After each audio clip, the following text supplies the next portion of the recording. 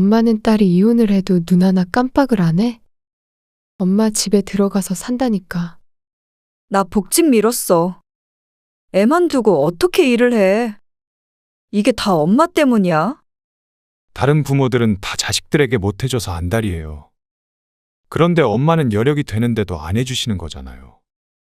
그게 이기적인 부모죠. 맞아. 왜 이렇게 이기적으로 엄마 인생만 즐기며 살아? 누가 그 나이에 헬스장 다니고 쇼핑하고 그러고 살아? 다 손주 키워주고 뒷바라지 해주며 살지. 젊은 우리 인생은 생각 안 해? 엄마가 너희 인생 대신 살아줘? 그만큼 해줬으면 각자 인생 살면 안 되니. 젊은 인생만 가치 있어? 엄마 인생은 생각 안 해? 60 넘으면 다 산 것 같지? 너희도 한순간이야. 눈 감았다 뜨면 내 나이 된다고. 그때 너희들은 너희 자식을 위해 그렇게 살래? 오늘 이야기 속 주인공은 65세 허봉임 씨입니다. 그리고 그녀의 자식들에 관한 이야기이죠. 또한 그녀의 인생 이야기입니다. 허 씨는 평생을 가정과 자식밖에 모르고 살았습니다.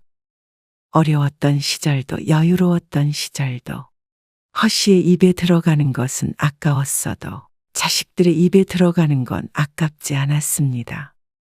그래서였을까요? 자식들조차 그랬습니다. 부모 입에 들어가는 것보다도 자신들 입에 들어가는 게 중요했고 부모 삶보다도 자신의 삶이 우선이었습니다. 아버지가 세상을 뜨니 눈에 불을 켜고 돈 타령을 하고 당연히 부모가 아이를 봐줄 것이라고 생각하고 30대 자식들의 뒷바라지를 여전히 해줄 것이라고 기대했습니다. 결혼까지 다 시켜놨는데도 여전히 부모에게 바라는 것이 많았습니다.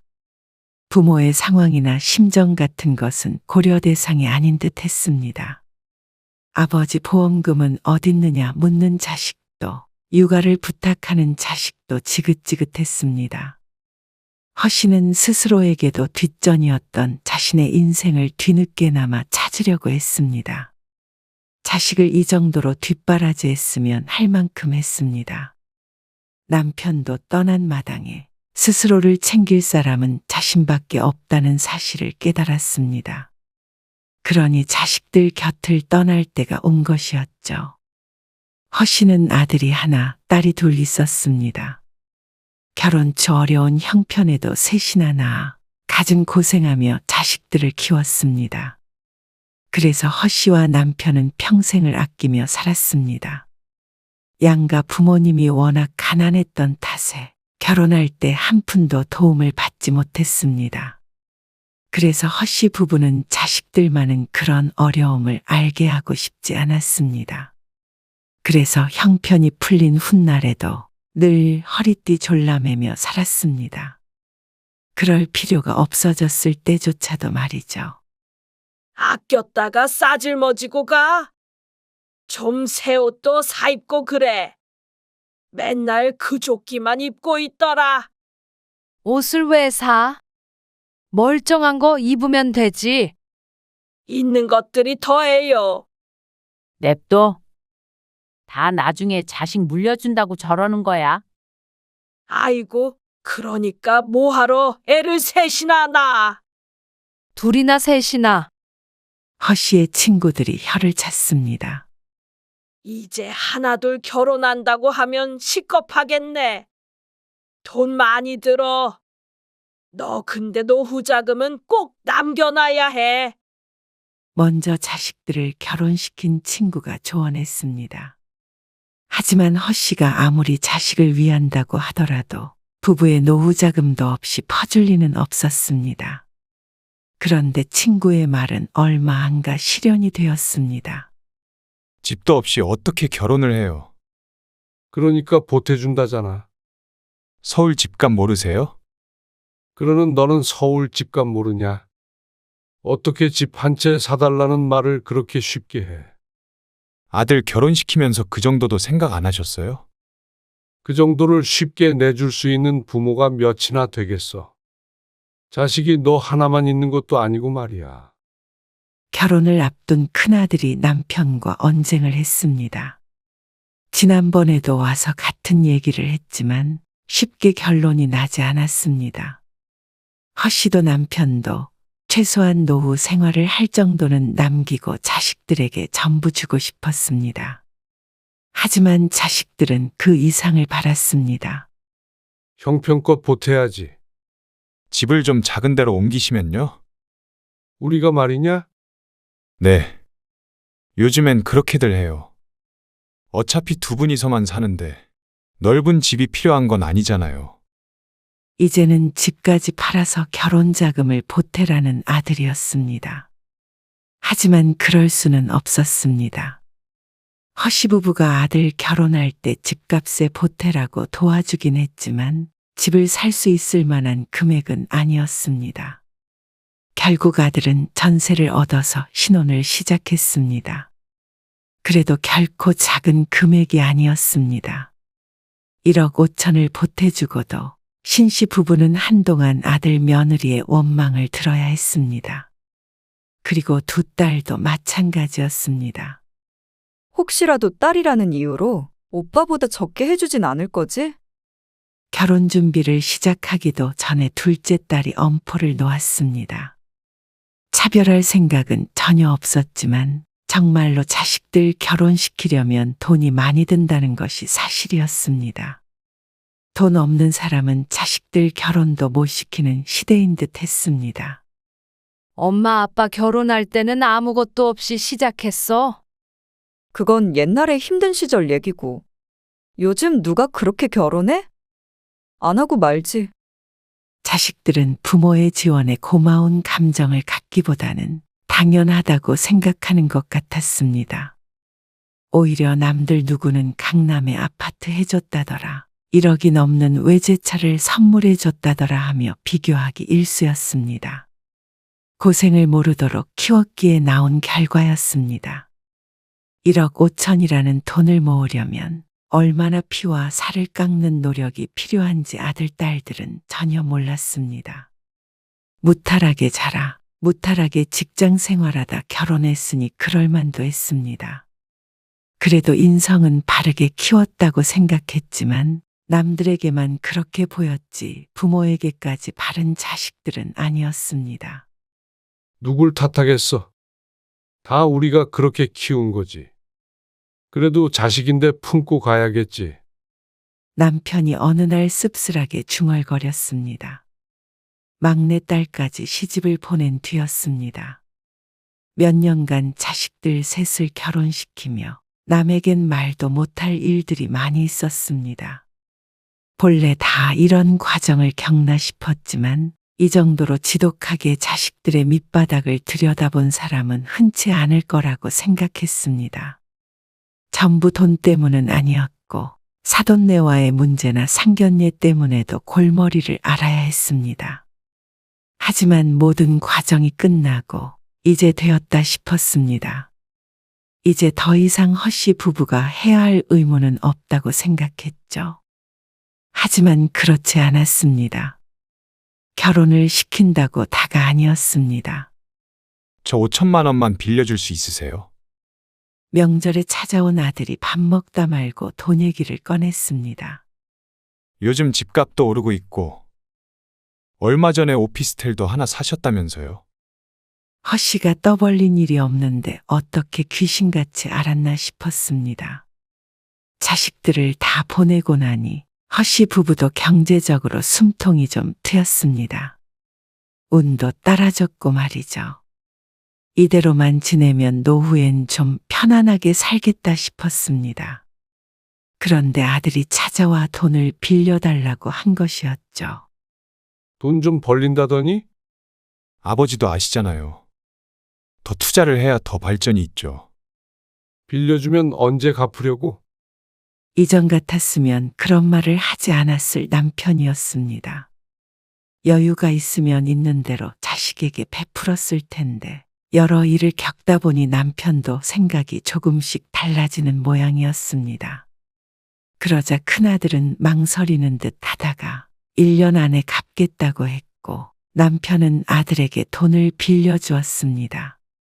하지만 차일피일 미루는 아들 때문에 팔자에도 없는 빚쟁이 노릇을 해야 했습니다. 누구랑 통화했어? 아, 선우한테 전화해봤어요. 근데 선우 엄마가 대신 받더라고. 선우 엄마가? 근데 웬일로 그렇게 오래 통화했어? 안 그래도 사업 어려운데 돈 독촉한다고, 서운하다고. 허 씨의 말에 남편이 한숨을 쉬었습니다. 아들에게서 돈을 받는 것이 쉽지 않겠구나 생각했습니다. 아참 소희 오기로 했어요. 소희가? 저녁 먹고 간대? 응, 아이 생긴 기념으로 파티하자고. 최근에 임신 사실을 알게 된 둘째 딸이 한껏 들떠 있었습니다. 파티까지는 아니고 허 씨 집에 와서 맛있는 것 먹으며 축하를 받고 싶은 것 같았습니다.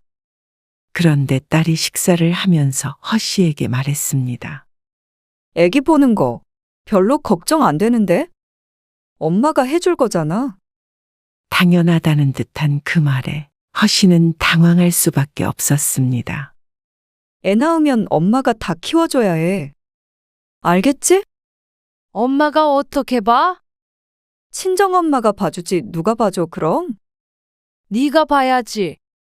너무나도 당연한 얘기인데도 딸은 허 씨의 말을 납득하지 못했습니다. 내가 어떻게 키워? 당황스러운 말이었습니다. 아이를 엄마가 키우지 누가 키운다는 말인지 몰랐습니다. 무릎이 좋지 않아 육아를 도울 상황이 아닌 걸 뻔히 알면서 말이죠. 엄마 무릎 때문에 애 들었다 놨다 못해. 무릎이 왜? 하지만 오랫동안 주사도 맞아가며 치료하는 허 씨의 관절에 대해서는 금시초문인 듯한 표정이었습니다. 관심조차 없어 보였습니다. 그런데 알게 된 뒤에도 딸은 막무가내였습니다. 그럼 나 일은 어떻게 해? 정 힘들면 사람을 쓰던지 해야지. 돈이 썩었어? 다들 친정엄마가 봐줘. 근데 그건 당연한 거 아니야? 요즘에 맞벌이 하면서 애를 어떻게 키우란 거야? 부모 도움 없이. 그렇다고 아픈 몸으로 애를 돌봐달라는 말이야. 그러니까 딸은 투덜투덜 됐습니다. 옆에 있던 사위도 불편한 기색이 보일 정도였습니다. 그리고 집으로 돌아간 뒤에도 한동안 계속 허 씨를 들들 볶았습니다. 당연히 봐줄 줄 알고 큰 걱정을 안 하고 있었다면서 말이죠. 그 말을 듣자 심란했습니다. 딸이 임신한 것이 허 씨에게 부담으로 다가올 것이라고는 생각하지 못했습니다. 왜 더 안 먹고요? 배가 살살 아프네. 신경 쓰니까 그렇지. 허 씨만큼이나 예민해진 것이 남편이었습니다. 자식들 생각에 잠도 잘 못 자는지 새벽에도 자꾸 뒤척였습니다. 그런데 요새 들어서는 식사까지 잘 못하니 허 씨도 걱정이 이만저만이 아니었습니다. 그나마 막내딸이 알아서 잘 살고 있으니까 다행이라고 생각했습니다. 하지만 그것조차도 허 씨 부부의 착각일 뿐이었습니다. 엄마, 나 이혼할까봐. 뭐? 허 씨는 딸의 입에서 나오는 소리에 경악을 했습니다. 깨가 쏟아져도 모자랄 때 이혼을 언급하는 것이 이해가 안 됐습니다. 결혼한 지 얼마나 됐다고? 허 씨는 누가 듣는 것도 아닌데 목소리를 죽여 말했습니다. 결혼한 지 얼마 안 된 게 중요한가? 너무 안 맞는 것 같아. 그래도 3개월 됐어. 어떻게 처음부터 맞을 수가 있어? 같이 살면서 맞춰보는 거지. 왜 김서방한테 무슨 문제 있는 거야?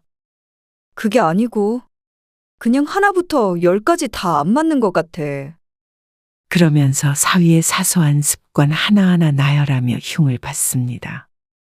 허 씨가 들어보았을 때는 별것도 아닌 것들이지만 막내딸은 얘기를 하면 할수록 화가 나는지 나중에는 얼굴이 벌개지기까지 했습니다. 그래서 진지하게 생각 중이야. 허 씨는 답답한 마음에 한숨을 내쉬었습니다. 하지만 이혼을 해라 말아라 할 것은 아닌 듯 해서 그러고 말았습니다. 허 씨가 같이 살아본 게 아닌 이상 딸과 사위 사이의 일을 속속들이 알지 못할 테니 말이죠. 그 뒤로 딸은 이혼을 한다고 그랬다가 그냥 산다고 그랬다가 하며 그 화풀이를 허 씨에게 했습니다. 나중에는 허 씨도 지쳐서 이혼을 하려면 해라 할 정도였죠. 그 와중에 아들은 계속해서 사업 자금을 융통해 달라고 했고 둘째 딸도 자꾸만 전화를 해댔습니다. 왜 이렇게 다들 부모를 못 잡아먹어 안달인지 모르겠어. 어느 날 남편과 식사를 하며 허 씨가 푸념했습니다. 그래도 어떡해. 우리 자식인데. 그렇게 자식들에게 시달리면서도 내 자식이라 어쩔 수 없다는 말이 왜 그렇게 가슴을 답답하게 했는지 몰랐습니다. 그러다 몇 달 되지 않아 남편이 갑작스럽게 세상을 떠나게 되었습니다. 소화가 잘 안 되고 잠도 잘 못 자는 게 스트레스 때문인 줄로만 알았습니다. 그래서 살도 빠지나 보다 안일하게 생각했습니다. 하지만 위암 말기였습니다. 남편은 힘겹게 투병을 하다가 너무나도 갑자기 허 씨의 곁을 떠났습니다. 그리고 남편을 떠나보낸 이후로부터 허 씨의 삶은 180도 달라졌습니다. 자식들이 그렇게 만들었습니다. 엄마, 그 아빠가 위암으로 돌아가셨잖아요. 텅 빈 집에 혼자 앉아 있었는데 아들이 말도 없이 집으로 찾아왔습니다.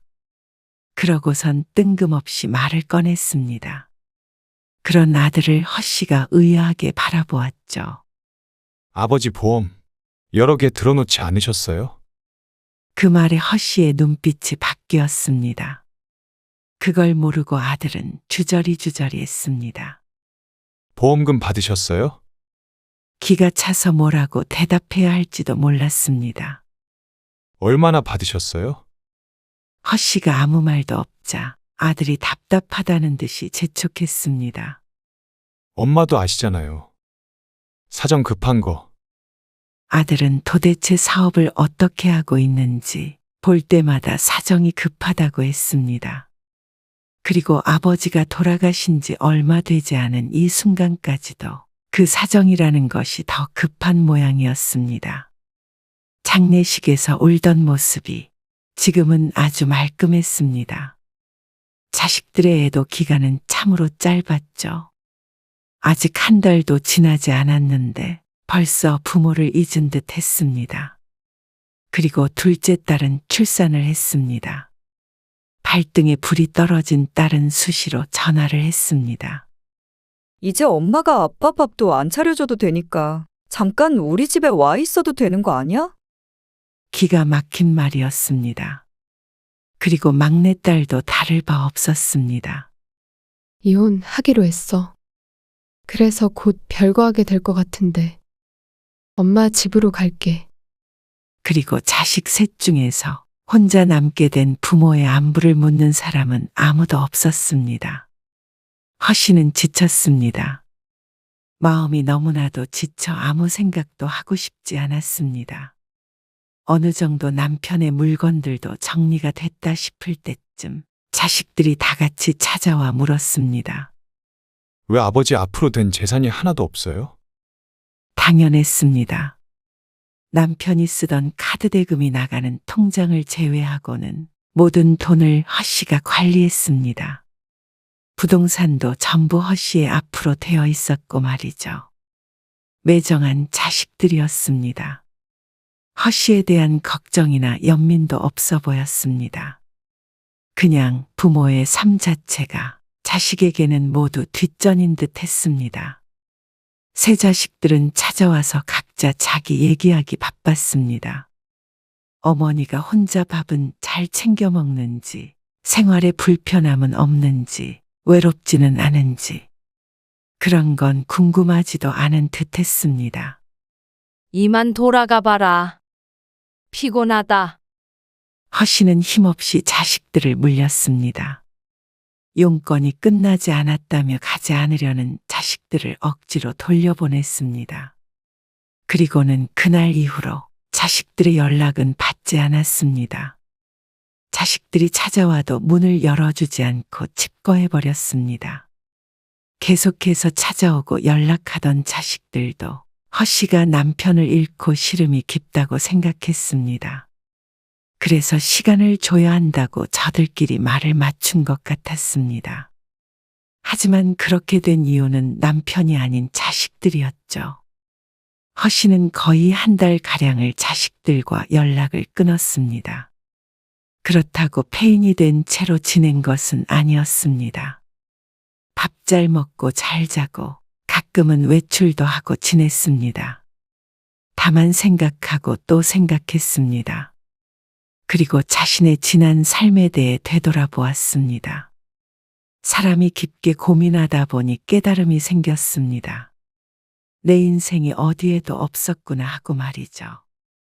허 씨는 가장 먼저 이 집을 팔아야겠다고 생각했습니다. 허 씨는 한 달 내내 머리가 터지게 생각한 결과였지만 자식들에게는 갑작스러운 일이었죠. 이사를 하신다고요? 부동산에 내놓으셨어요? 그래. 팔리는 대로 이사할 거야. 어디로요? 경기도로 갈 생각이었습니다. 그래도 태어난 곳이 수도권이라 더 내려갈 생각은 들지 않았습니다. 지인들도 거의 근처에 있었고 말이죠. 그러자 아들은 눈을 빛냈습니다.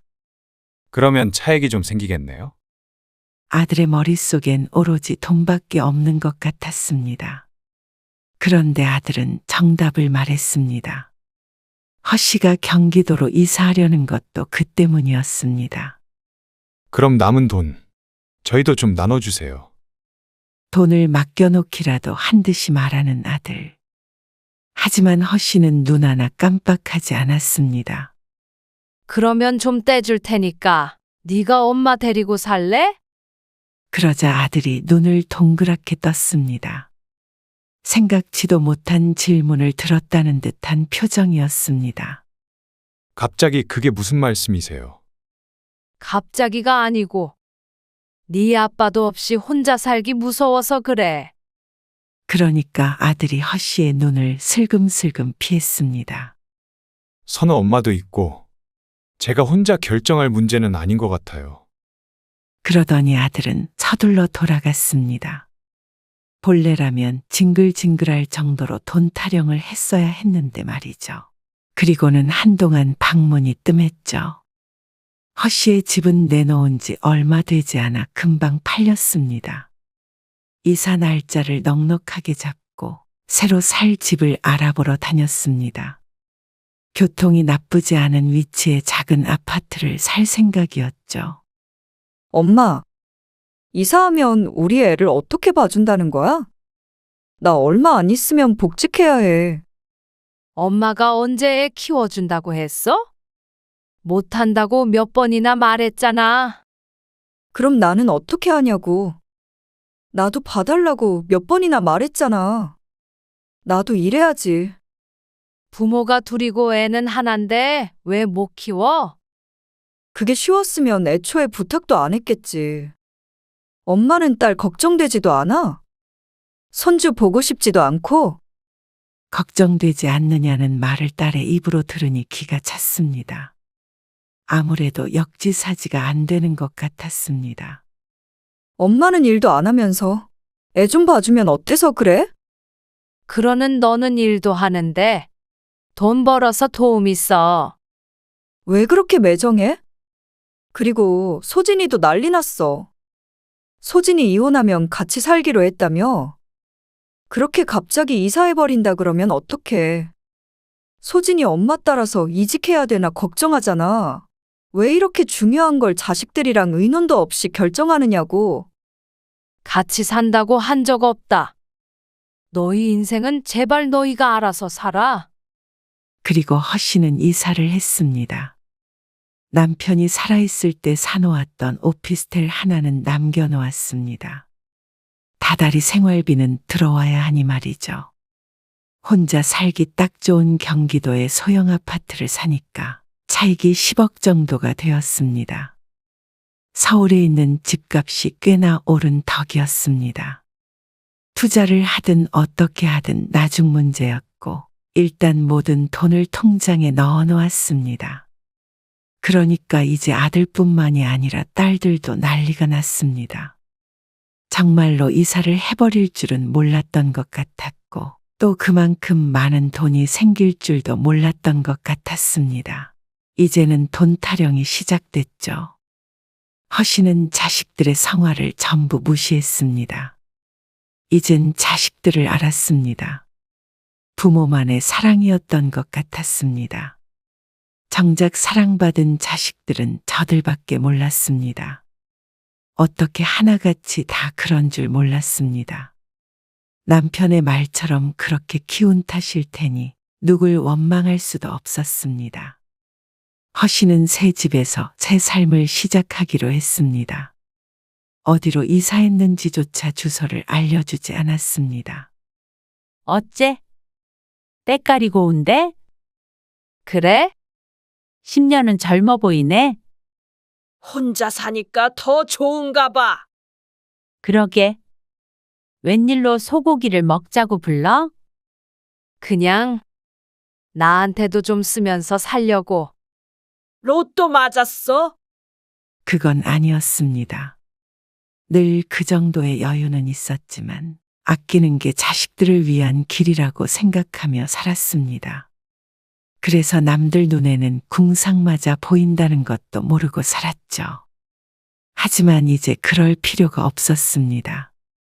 만약 허씨가 달리 보인다면 그건 혼자 살아서가 아니라 자식들과 떨어져서였습니다. 허씨는 더 이상 자신에게 아끼지 않았습니다. 좋은 옷 사입고 좋은 거 먹고 스스로의 삶의 질을 올리기 위해 노력했습니다. 요즘 운동도 다녀. 무슨 운동? 매일 30분씩 나가서 걷기 하고. 아, 그저께 헬스장도 등록했어. 헬스장? 그 말에 친구들이 다들 놀랐습니다. 이 나이에 무슨 헬스장이냐면서 남사스럽다고 했죠. 모르는 소리야. 헬스장 가봤어? 60대가 절반이야. 뭐? 정말? 그건 사실이었습니다. 허씨도 보고 놀랐으니 말이죠. 어떻게 운동해야 하는지 모르기에 개인 레슨도 한 달치를 끊어 놓았는데 허씨 같은 사람들이 여럿 있었습니다. 요즘은 살을 빼기 위해서가 아니라 건강하게 오래 살기 위해 운동하는 중장년이 많다고 했습니다. 친구들에게 한 말은 과장이 아니었습니다. 절반 정도가 허씨와 비슷한 연배로 보였습니다. 그걸 보고 허씨는 큰 충격을 받았습니다. 자신이 얼마나 우물한 개구리처럼 살았는지 깨달았습니다. 자식들은 태권도며 피아노며 미술이며 요가며 성인이 될 때까지 안 시켜본 것이 없었습니다. 원하면 뭐든 배우게 했습니다. 하지만 정작 허씨 스스로를 위한 어떤 것도 해본 기억이 없는 듯 했습니다. 지천에 널린 게 헬스장이었는데 무릎이 아프다 허리가 아프다 하면서도 이 정도의 운동도 할 마음에 여유가 없이 살았습니다. 어쩐지 좋아 보인다. 예. 허씨가 생각해도 그런 것 같았습니다. 오랜만에 인생이 재밌다고 느꼈습니다. 스스로 가꾸고 스스로를 위하여 사는 게 이렇게 즐거운 일이라는 걸 처음 알았습니다. 그래서 집순이 소리를 듣던 허씨는 자꾸만 밖으로 나가게 되었습니다. 그러니 남편이 없는 외로움을 잊을 수가 있었습니다. 이렇게 보면 말년에 필요한 건 자식들이 아니라 돈인 듯 했습니다. 이마저도 자식들에게 나눠져 버렸다면 혼자 남은 노후가 어땠을지 상상이 갔습니다. 돈은 필요해도 같이 살 마음은 없어 보이는 아들이나 자기 자식밖에 모르는 둘째, 그리고 제 코가 석자인 막내까지. 셋을 합친 것보다 노후 자금이 있다는 게 더 위안이 됐습니다. 그리고 그렇게 잘 살고 있는 허 씨가 원망스러웠는지 어느 날 며느리에게서 전화가 왔습니다. 어머님, 어쩜 자식 생각은 안 나세요? 아들이 시킨 것인지 아니면 본인이 할 말이 있어서인지는 모르겠으나 어쨌거나 허 씨가 도와주지 않아 힘들다는 말이었습니다. 하지만 누가 사업을 하라고 등 떠민 적도 없었고 도와주지 않은 것도 아니었습니다. 그러니 허 씨를 원망하는 며느리가 황당할 뿐이었습니다. 너희 여유될 때 받으려고 전에 빌려줬던 5천만 원 돌려달란 소리도 아직 안 하잖니. 그거면 됐지. 5천만 원이요? 그래. 사업 자금 한다고 빌려갔던 거 말이야. 그거는 나중에 사정 좀 나아지면 갚어라. 그걸 받으시게요? 빌려준 돈 안 받는 사람도 있니? 허 씨는 전화를 끊었습니다. 평소엔 전화도 안 턴 며느리가 돈 달라 그럴 때는 참 부지런하다고 생각했습니다. 허 씨는 편한 노후를 얻은 대신 자식들의 마음을 잃은 듯 했습니다. 아니, 어떻게 생각해보면 처음부터 있지도 않은 마음이었습니다. 엄마는 딸이 이혼을 해도 눈 하나 깜빡을 안 해? 엄마 집에 들어가서 산다니까. 나 복직 미뤘어. 애만 두고 어떻게 일을 해? 이게 다 엄마 때문이야? 다른 부모들은 다 자식들에게 못해줘서 안달이에요. 그런데 엄마는 여력이 되는데도 안 해주시는 거잖아요. 그게 이기적인 부모죠. 맞아. 왜 이렇게 이기적으로 엄마 인생만 즐기며 살아? 누가 그 나이에 헬스장 다니고 쇼핑하고 그러고 살아? 다 손주 키워주고 뒷바라지 해주며 살지. 젊은 우리 인생은 생각 안 해? 엄마가 너희 인생 대신 살아줘? 그만큼 해줬으면 각자 인생 살면 안 되니. 젊은 인생만 가치 있어? 엄마 인생은 생각 안 해? 60 넘으면 다 산 것 같지? 너희도 한순간이야. 눈 감았다 뜨면 내 나이 된다고. 그때 가서 너희들은 너희 자식을 위해 그렇게 살래?